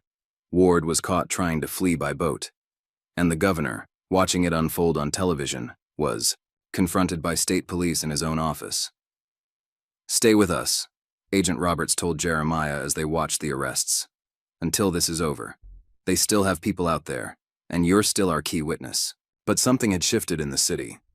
As news of the arrest spread, more people started coming forward. Other communities reported similar patterns of corruption and false arrests. Other journalists began finding connections to criminal operations in their own cities. The story grew bigger than any one witness or testimony. It became about something larger, about what happens when people refuse to be silenced, when communities stand together against corruption, when truth finally overcomes fear. Late that night, Jeremiah sat with Sarah in her office, watching her update her evidence board one last time. The red strings now stretched beyond their city, connecting to other places where the same pattern was being uncovered. "You know what's remarkable?" Sarah said, stepping back to survey the board. "None of this would have happened if you hadn't spoken up that day in court. One person's courage changed everything." "Not one person," Jeremiah corrected her. "All of us together. You with your investigation, Mr. Miller with his recording, Agent Roberts believing us, my mom standing by me, Malik staying strong. Everyone played a part." Sarah smiled. "That's what they never understood. They thought power came from fear, from forcing people to stay quiet.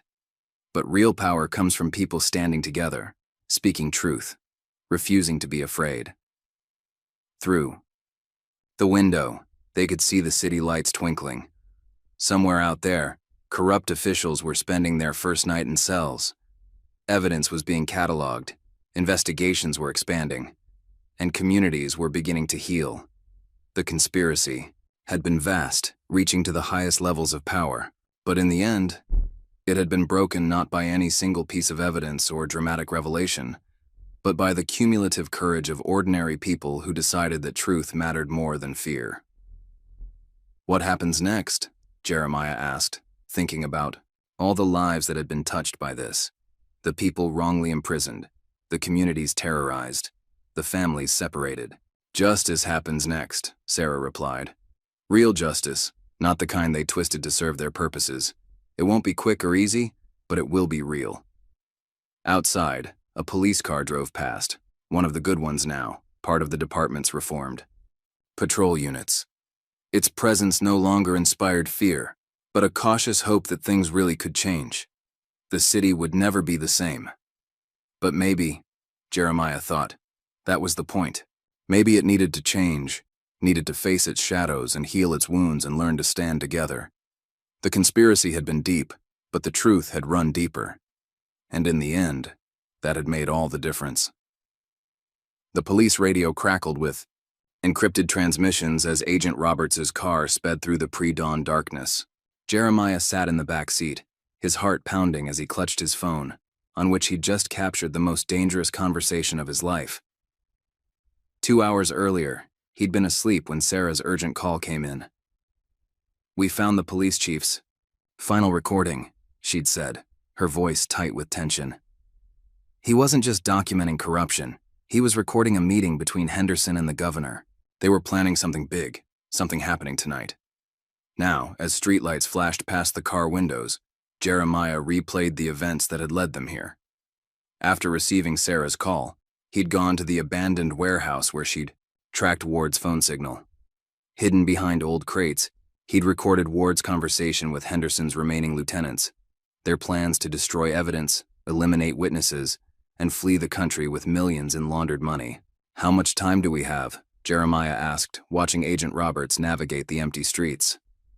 "The governor's private jet is scheduled for takeoff in 90 minutes, she replied, checking her watch. "But first we need to secure that recording and get it to the federal prosecutor. Without it, we can't stop them legally." Lisa, sitting in the front passenger seat, turned to look at her son. "Are you sure about what you heard? About the journalist?" Jeremiah nodded grimly. They'd taken Sarah. The conversation he'd recorded made that clear. She was being held at a remote facility, interrogated about her sources, her evidence.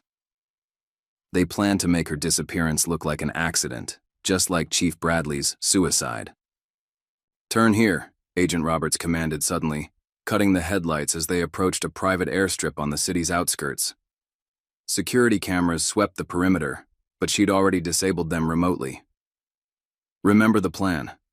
We get in, secure the recording, rescue Sarah, and stop that plane. The rest of my team will handle the governor's security detail." They parked behind an old hangar, using its bulk to shield them from view.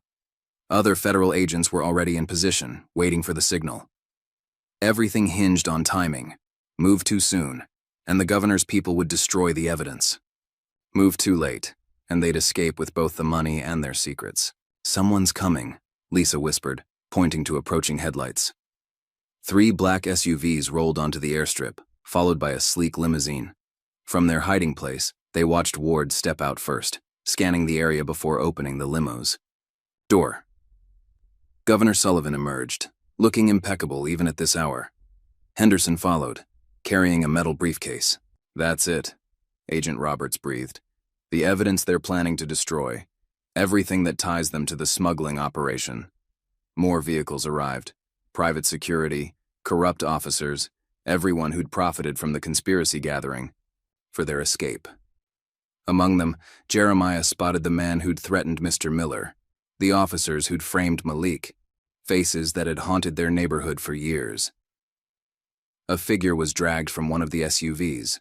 Sarah, her hands bound, her face bruised but her expression defiant. Ward gripped her arm, steering her toward the waiting plane. "Now," Agent Roberts said into her radio. "Move in."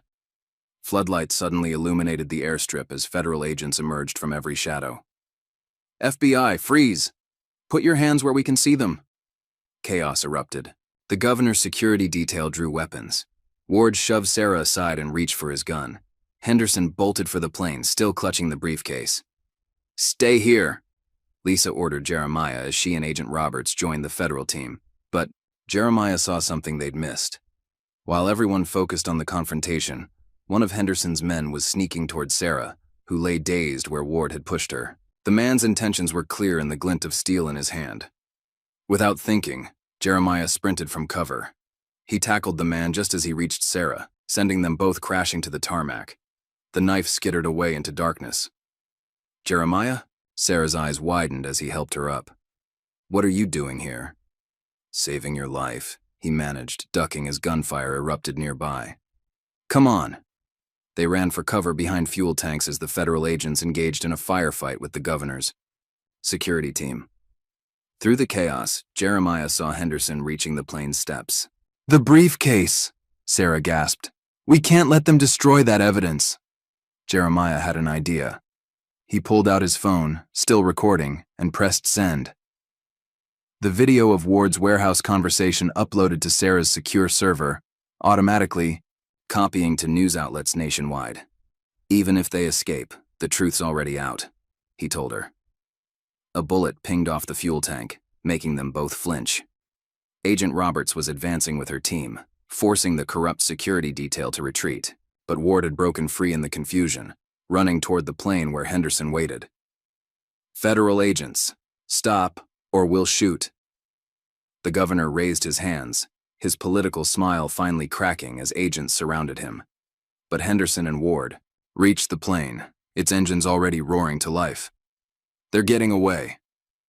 Sarah tried to stand, but Jeremiah pulled her back as more shots rang out. Then something unexpected happened. The plane's door opened again, and Henderson stumbled out, falling down the steps. Behind him stood Lisa Williams holding the briefcase. "Mom!" Jeremiah gasped.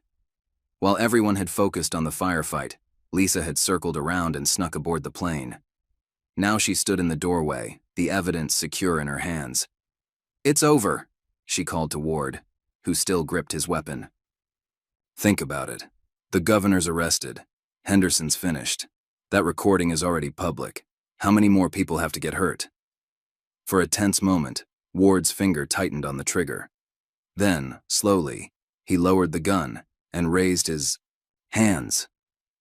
Dawn was breaking as federal agents led the conspirators away in handcuffs. EMTs treated Sarah's injuries while evidence teams secured the briefcase and swept the area. News vans began arriving, drawn by the gunfire and multiple law enforcement vehicles. Here, Agent Roberts handed Jeremiah his phone, which she'd used, to coordinate with her team. You might want to see this. Every major news outlet was running the story. His recording of Ward's warehouse conversation played alongside footage of the governor's arrest. Headlines screamed about corruption exposed, a criminal empire falling, justice finally being served. I told you he'd make a good investigative journalist, Sarah said to Agent Roberts, wincing as medics cleaned a cut on her forehead. He's got the instincts for it. Lisa hugged her son close. He's got school to finish first, and maybe a few less dangerous career options to consider. More federal vehicles arrived, along with senior officials and prosecutors. The governor sat in the back of a police car, his perfect appearance now disheveled, his power stripped away. Henderson and Ward were separated for questioning, their network of influence crumbling by the minute. Sarah's phone buzzed constantly as media outlets demanded statements. The story was spreading beyond their city, leading to investigations in other states where Henderson had operations. Already, officials in those jurisdictions were stepping down or facing questions about their connections. What happens now? Jeremiah asked, watching the sun rise over their changed world. Now, Agent Roberts said, we follow the evidence wherever it leads. Every false arrest, every corrupted official, every dirty deal, it all gets exposed. And people like Malik get justice. As if summoned by his name, Malik and his family arrived at the airstrip. They'd been watching the news and came to support their friends. Malik hugged Jeremiah fiercely. Man, when I said you should speak up in court, I didn't expect all this, Malik joked, gesturing at the aftermath of the confrontation. Neither did they, Sarah added, nodding toward the arrested conspirators. That's why they lost. They were so used to people staying quiet, they didn't know what to do when someone finally stood up. The morning news crews were setting up for live broadcasts, their cameras capturing the scene. Federal agents cataloging evidence, corrupt officials in custody, and a community coming together to witness justice being served.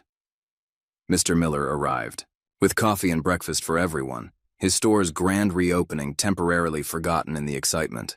Other community members followed, drawn by the news and a desire to see the people who terrorized their neighborhood finally face consequences. You know what this means? Malik said, watching Henderson being led to a federal transport vehicle.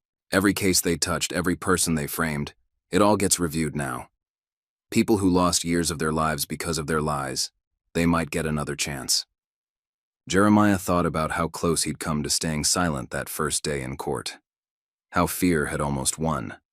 How many lives might have stayed buried under the weight of corruption if he hadn't found the courage to speak up. Look, Sarah pointed to her phone. Social media was exploding with similar stories from other cities, people recognizing the same patterns, the same tactics, the same abuse of power. The light they'd helped shine was spreading, illuminating dark corners across the country. They thought they could control everything, Agent Roberts observed, watching the governor being driven away. The police, the courts, the media. But they forgot about ordinary people. People who see things, remember things, and eventually say something. Lisa squeezed Jeremiah's shoulder. Not so ordinary, she said softly. It takes extraordinary courage to stand up when everyone else is afraid. The morning grew brighter as more community members arrived. Someone brought signs from the earlier protests, now modified to celebrate victory instead of demanding justice. Children played while their parents shared stories of how the corruption had touched their lives. Sarah, despite her injuries, was already writing, documenting everything for a story that would help other communities recognize and fight similar corruption. Agent Roberts coordinated with her team, ensuring every piece of evidence was properly secured and every witness protected. Jeremiah stood with his mother and friends, watching their neighborhood gather strength in the morning light. The conspiracy had been vast, its roots deep and its branches high. But in the end, it had been broken not by any single dramatic moment, but by the accumulated courage of people who refused to accept injustice as normal. Hey, Malik nudged him, pointing to the horizon where the sun continued its rise. You think things will really change now? Jeremiah looked around. At Sarah working despite her injuries, at federal agents protecting instead of threatening, at neighbors talking openly without fear, at his mother standing proud and strong. They already have, he answered. Maybe not everything, not all at once, but we showed them something important. What's that? That fear only works if we let it, that the truth is stronger than their lies, that one person speaking up can give others the courage to do the same. As if to prove his point, more people were arriving, bringing food, chairs, turning the scene of confrontation into something like a community celebration. The fear that had kept them isolated was breaking down, replaced by the strength they found in standing together. The governor's plane sat empty on the runway, its engines cold, its escape plan thwarted. Soon it would be impounded as evidence, along with all the other trappings of power the conspirators had used to intimidate and control. But the real victory wasn't in what had been stopped. It was in what had been started. A community finding its voice, people discovering their strength, truth breaking through layers of lies. The sun climbed higher, casting long shadows behind them as they faced the dawn of a new day. The recordings were public, the evidence secured, the conspirators in custody. But more importantly, the fear was gone, and in its place grew something stronger. Hope, born from courage, nurtured by truth, shared by an entire community standing together in the morning light. 3 months after the dramatic confrontation at the airstrip, Malik Thompson walked across the stage at the National Justice Reform Conference, his steps confident as he approached the podium. The packed auditorium fell silent, every eye fixed on the young man whose story had helped expose one of the largest corruption scandals in state history.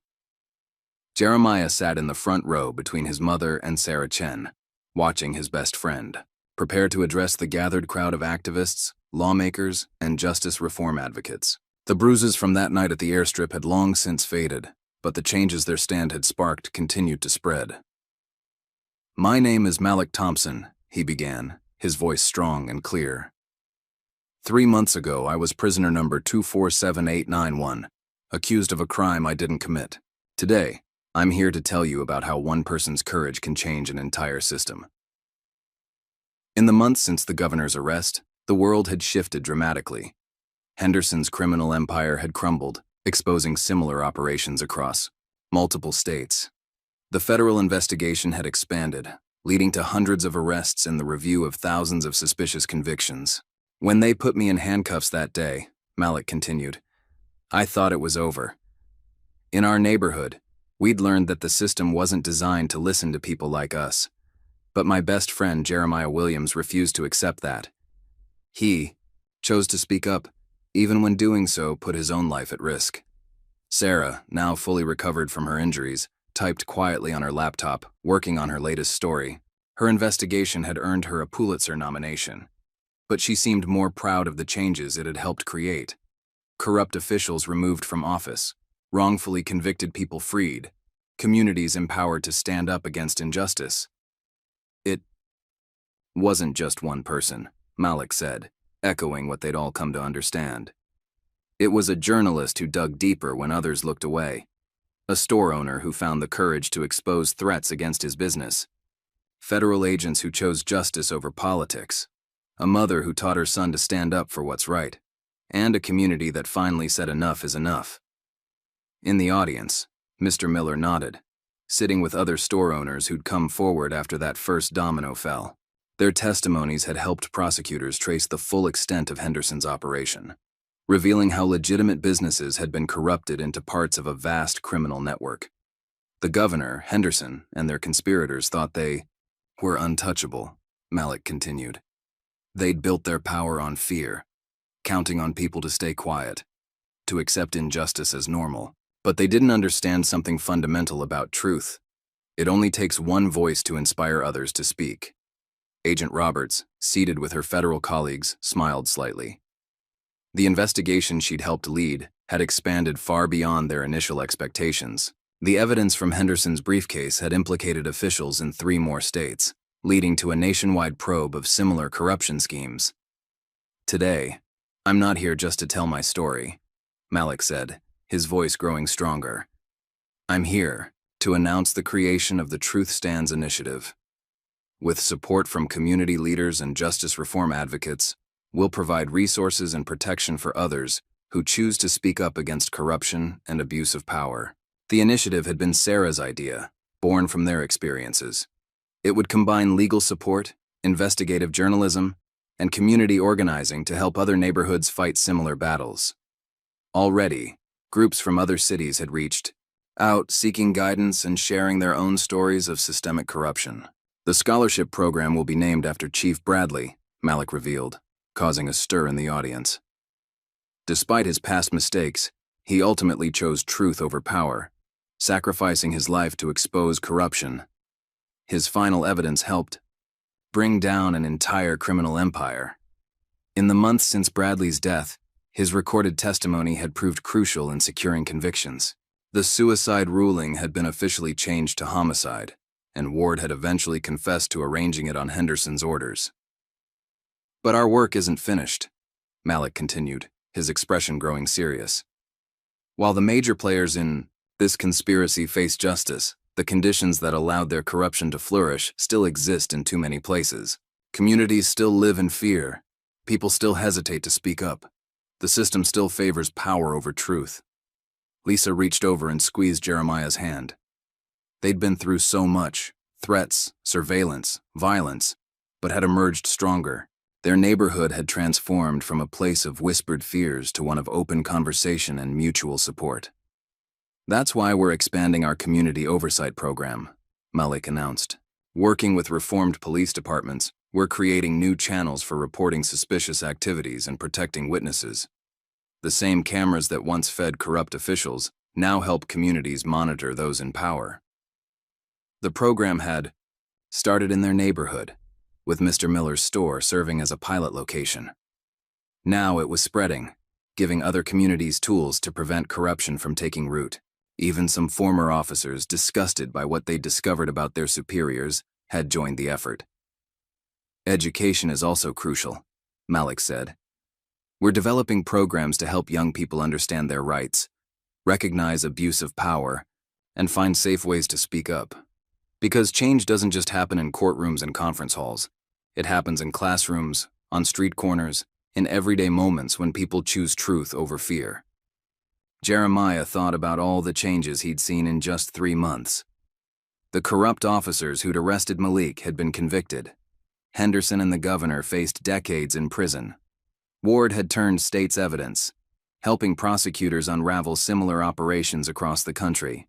But perhaps the most important change, Malik continued, is in how we see ourselves. We're not just victims or witnesses anymore. We're advocates, organizers, leaders. We've learned that justice isn't something that happens to us. It's something we create together. The audience broke into applause, but Malik held up his hand. I'm not finished. Because this isn't just about what we've accomplished. It's about what comes next. Every week, we hear from more communities facing similar struggles, more people finding the courage to speak up, more evidence of corruption being exposed. Sarah had needed to hire additional reporters just to keep up with all the tips and leads flowing in. Her initial investigation had opened floodgates, with people across the country recognizing similar patterns in their own communities and choosing to act. The Truth Stands initiative will ensure they don't fight alone, Malik declared. We'll provide legal support, media connections, and community organizing tools. We'll help protect whistleblowers and witnesses. We'll make sure their stories are heard and their evidence reaches the right authorities.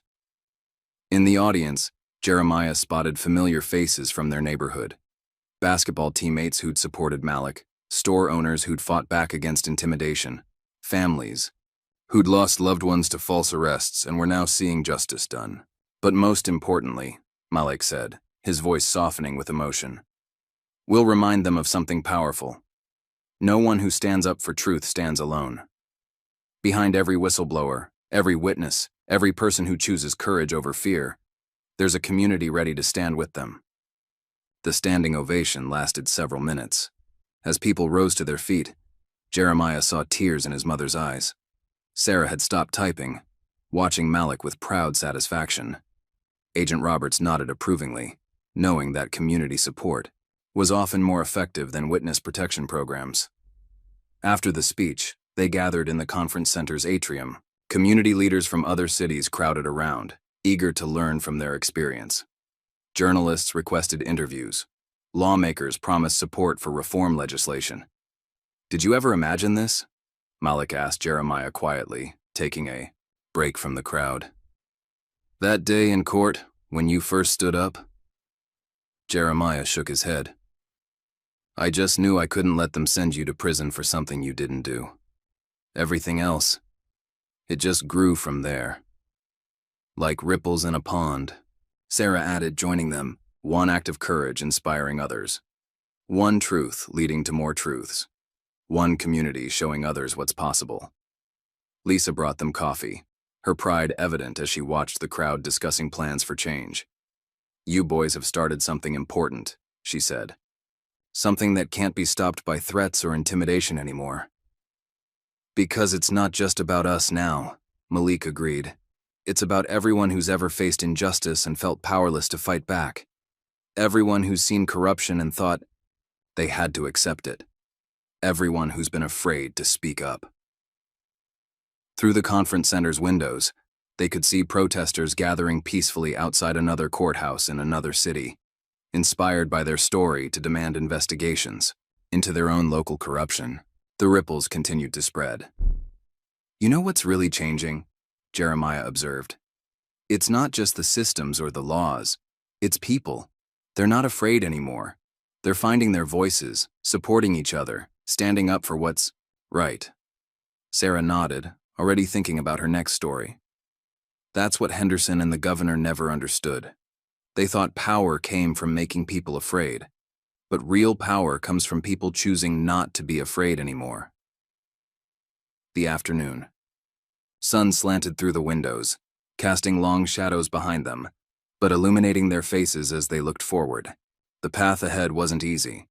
There would be more battles, more corruption to expose, more communities needing support.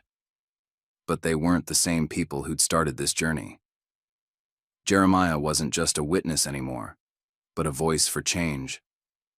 Malik wasn't a victim, but a leader inspiring others. Sarah wasn't just reporting stories, but helping create new ones. Lisa wasn't just a protective mother, but a symbol of courage for other families. Together, they'd shown that truth could overcome fear, that justice was possible if people stood together. that one person's courage could light the way for others. The ripples of that first moment in court continued to spread, touching more lives, inspiring more change, creating more hope. As they watched the sun set on another day of positive change, they knew their work wasn't finished, but they also knew something else, something powerful that gave them strength to continue. No matter what challenges lay ahead, truth would always stand, as long as people stood together to defend it. The future was bright with possibility, not because the darkness had been completely banished, but because they had shown others how to light their own way through it, and that light, passed from person to person, community to community, would continue to grow stronger with each new voice that chose to speak up, each new heart that chose courage over fear, each new spirit that chose to stand for truth. What would you risk to stand up for what's right? If this story moved you, hit that like button and subscribe for more powerful tales of ordinary people finding extraordinary courage. Share it with someone who needs to be reminded that one voice, speaking truth, can change everything. Leave a comment below about a time when you chose to stand up, because every story of courage deserves to be heard. Remember, in a world where injustice often seems too big to fight, it only takes one person to show others what's possible. Sometimes, that person could be you.